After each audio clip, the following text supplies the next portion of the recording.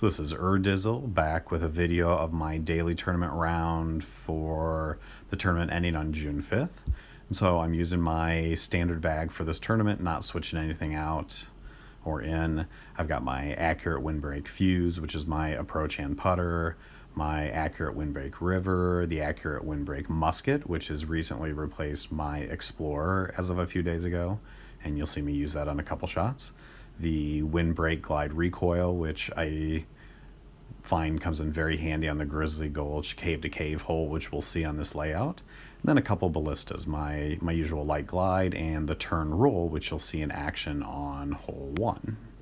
Speaking of hole 1, we're starting off with Oak Hill par 4, and there's a left to right wind of 2, and there's an air shot for this that's viable, but I've been messing around with the roller and it seems to be working fairly well on this, and luckily it's the first hole, so if I mess up I can restart. If you watch my Oak Hill walkthrough, I parked a couple up there within putting range, and this one was within 64, and that's pretty much a gimme for me with that wind. And so starting off with a nice roller eagle is always a good way to start your daily tournament. Hole 2, this one's a little bit harder. The wind is right to left, slight headwind of 3. And so this one, you're obviously not going for the island there. You just want to put it within 110 to 130. And I feel pretty comfortable with this range. I don't make these every single time. I'd say maybe half, maybe a little less. I think with the wind of 3, so I was really happy with that one, by the way. But with the wind of 3, I'll make it 1 out of 3. So that's definitely not a gimme shot, but I enjoy starting off eagle. And so hole 3 here, I actually left this one a little wide, and I was worried about what it would do when it landed. Luckily, when it hit, it kind of flattened out and slid towards the basket. That very easily could have cut rolled to the right and towards the water. And if you've been watching any of my videos, you know from 50, I'm going to putt that one in. So that is the way you want to start off the daily holes, eagle. And now everyone's least favorite hole, the cave to cave on Grizzly Gulch. If you've got yourself a windbreak glide recoil, as long as you throw it on the right angle, it is the disc to use for this. The musket just doesn't quite get there consistently. And so you're probably not going to get any of those crazy skip aces that we used to get in the 901 and 902 updates, but you're also probably not going to get the weird skips up the hill where there's actually an OB spot in the upper right-hand corner. So I was pretty happy with that one. So this one's another good example of what I showed in a couple previous videos about not necessarily going directly at the pin. So this one, there's that one tree that's blocking the path, and there's no need to bring that into play. Just play one out to the left. And I hit the ground there, which doesn't usually happen on those, but I still had a 38-foot putt. But again, play it out to the left, get yourself a putt. You don't have to go right at it. Most people are not going to ace that one anyways, unless you're really getting aggressive.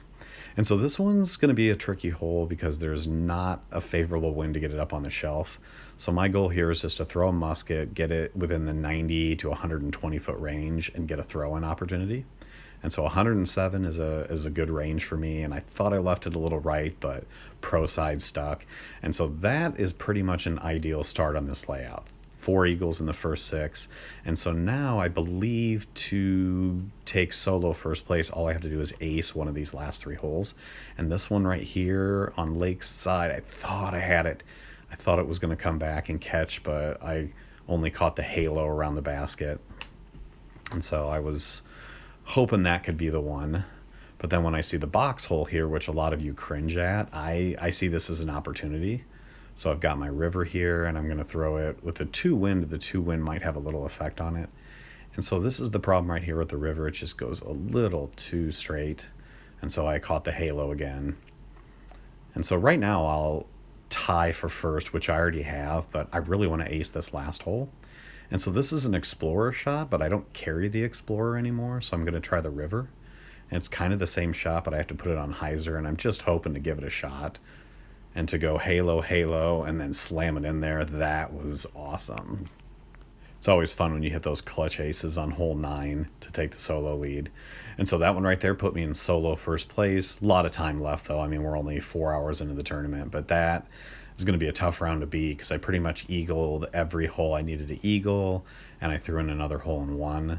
So I can definitely see someone tying me on that with a 14 under, but they're really going to have to grind to get all those eagles that I got, and they're going to have to get a hole-in-one on 2 of those last 3 holes on Lakeside, which is doable, but definitely not easy. So I'm feeling pretty good about that round, and hopefully you enjoyed the commentary to go along with my daily tournament.